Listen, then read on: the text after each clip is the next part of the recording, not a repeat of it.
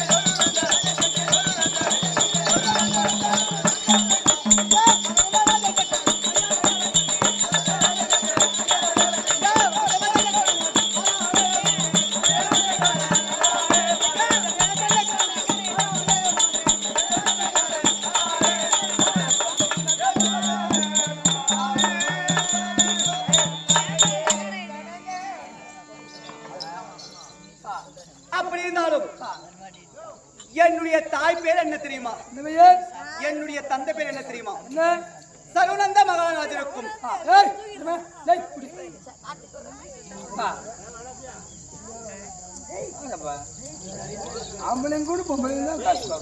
சரவணந்த மகாராஜருக்கும் கோக்கிலாவதி அம்மையார் என்று சொல்லக்கூடிய இருவருக்கும் பிறந்தவரினால் எனக்கு என்ன பெயர் வைத்த தெரியுமா? முதலாக என்னுடைய கண் இமைய அழகை பார்த்து என்னுடைய தாயும் தந்தையர் என்ன பெயர் வைத்தார்? எழில் கண்ணி என்று பெயர் வைத்தார். என்னிடம் எக்கச்சக்கம் தவறான வார்த்தை வேண்டாம். எழில் கண்ணி. ஆமாம், எழில் கண்ணி என்று பெயர் வைத்தோடனே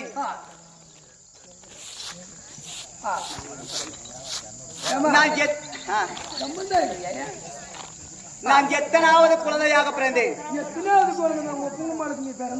ஒன்னாவது குழந்தையா, இரண்டாவது குழந்தையா, மூன்றாவது குழந்தை கிடையாது, நான்காவது குழந்தையும் கிடையாது, ஐந்தாவது குழந்தை கிடையாது, ஆறாவது குழந்தை இல்ல, ஏழாவது குழந்தையா பிறந்தபடினால் எனக்கு மற்றொரு பெயர் என்ன வைத்தா தெரியுமா? ஏலக்கண்ணி. ஏய், ஏலக்கா கிடையாது, ஏலக்கண்ணி. ஏழாவது பிறந்தபடினால் எனக்கு ஏலக்கண்ணி என்று பெயரை வைத்தார். ஏலக்கண்ணி என்று பெயரை வைத்தவுடனே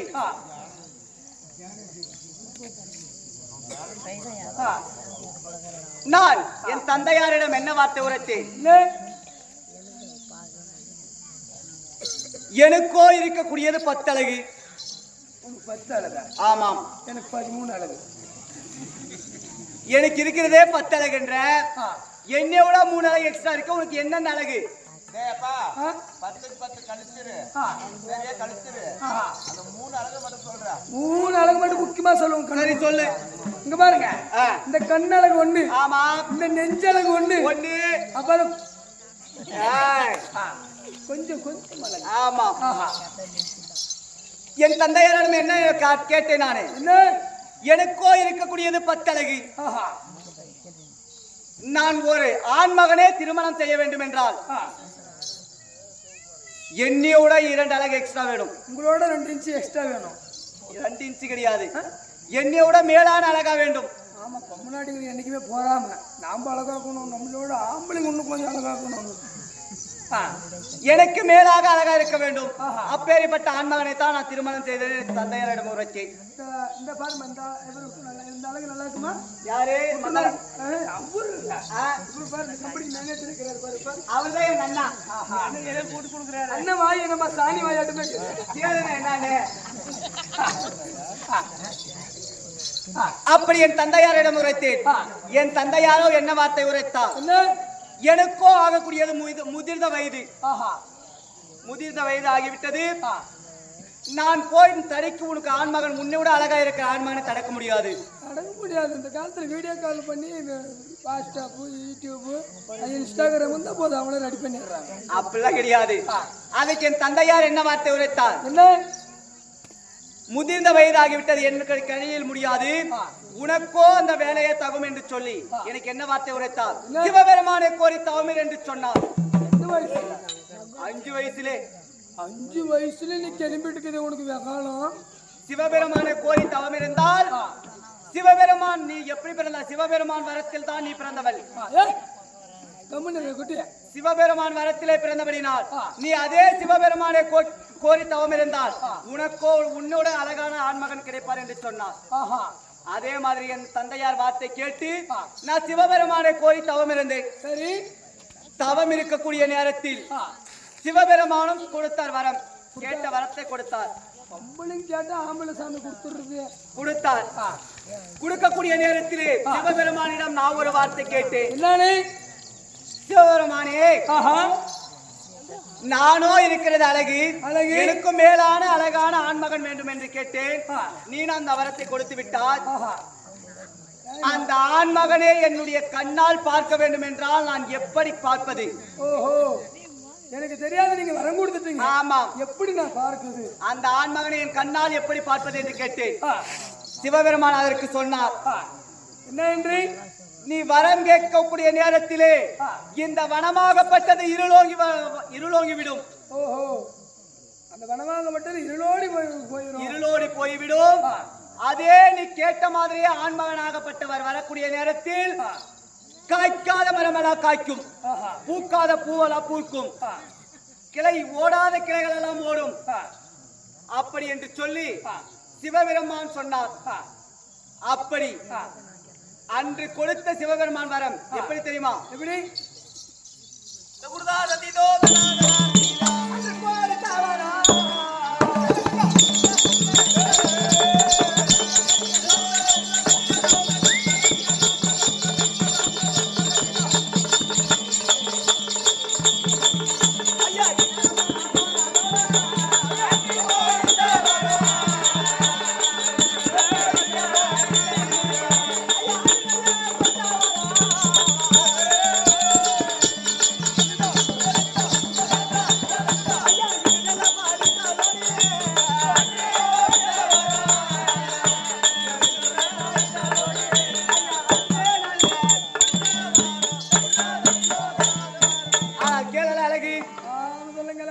அன்று கொடுத்தக்கூடிய வரம் சிவபெருமான் கொடுத்த வரம்.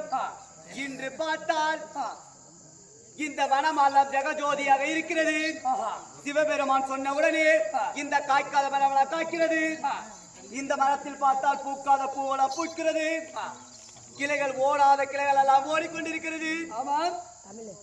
அப்படி பார்த்தா சிவபெருமான் சொன்னபடினே ஜெகஜோதியாக இருக்கிறது இந்த வனம். கொஞ்சம் இருட்டாதான் இருக்குது. எங்க கொஞ்சம் ஒன் சைடா வெளிச்சமாக்குது, ஒரு பக்கம் வெளிச்சமாக்குது. இன்று நாளில் தான் என்னுடைய கணவர் வரும்போல் உத்தரவு தெரிகிறது.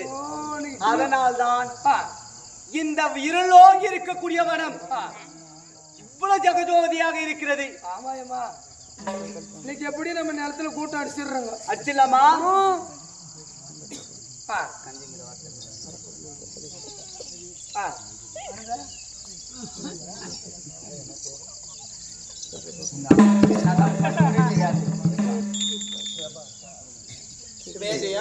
இதே நேரத்தில் ஏலக்கனி வேடம் தடித்து வந்த உடனே பணத்தை கொடுக்க வேண்டும், பார்ஷாவில் வாழ்த்த வேண்டும் என்று சொல்லி தந்தையர் பிரபாகரன் அவர்கள் பணத்தை கொடுத்திருக்கிறார். அதே அம்மனா அதே கொத்து தெய்வம் குலதெய்வமாக விளங்கி வரக்கூடிய வேடியப்பன் சாமி மீது